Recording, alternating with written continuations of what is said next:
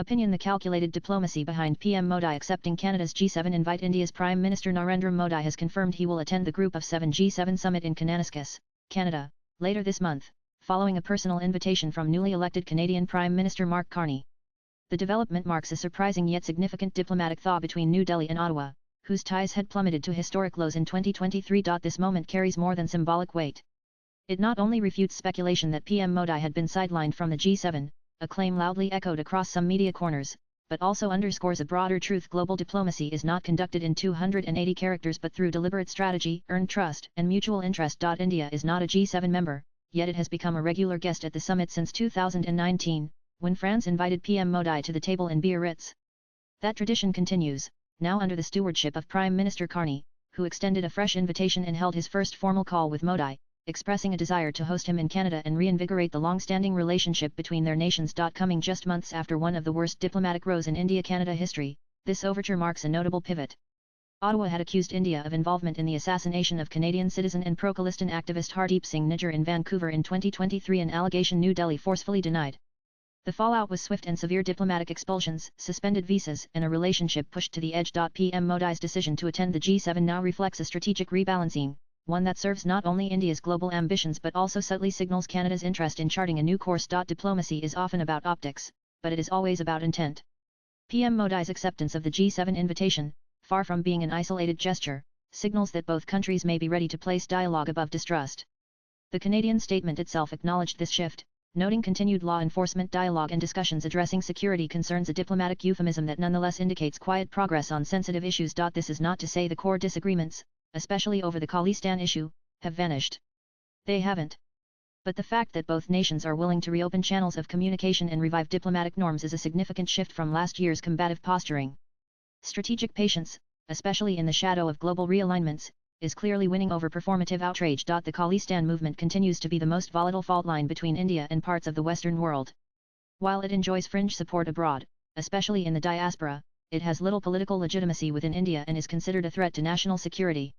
India has consistently urged countries like Canada, the UK, and Australia to take stronger actions against what it sees as extremist elements masquerading under the cover of free speech. Canada, for its part, faces a delicate balancing act. It is home to the largest Sikh population outside India, many of whom are law-abiding citizens, while a few openly support Khalistan.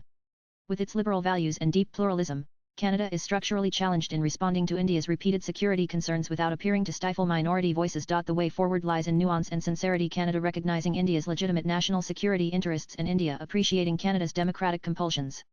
This is where continued law enforcement dialogue becomes more than just diplomatic filler, it's the hinge on which future stability rests. PM Modi's attendance at the G7 also highlights India's growing stature on the global stage. In an era marked by deepening multipolarity and shifting alliances, India's voice, especially on climate, technology, and economic resilience, is increasingly indispensable.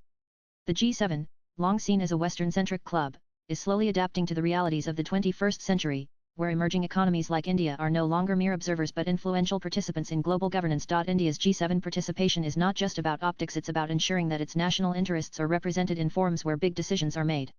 In a time of escalating geopolitical tension from Ukraine to the Indo-Pacific, India's neutrality, scale, and democratic credentials make it a crucial bridge between the global north and south. That Carney chose to include Modi in this year's G7 and that Modi accepted the invitation despite last year's bruises shows maturity and a strategic calculation from both sides.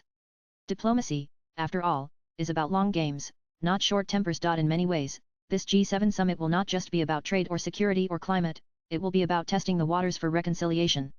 Both India and Canada have something to gain from a functional, forward-looking relationship: Canada from India's massive market and geopolitical heft, and India from Canada's technological ecosystem and global clout. More importantly, the move silences a growing chorus that mistakes diplomatic silence for isolation.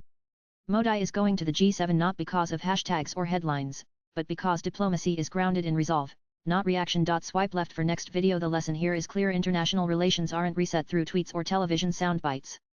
They are rebuilt through time, trust, and thoughtful engagement.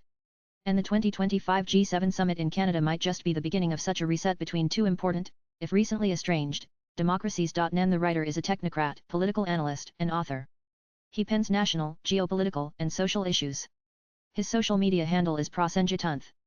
Views expressed in the above piece are personal and solely those of the author. They do not necessarily reflect NEWS18's views. Latest blogs.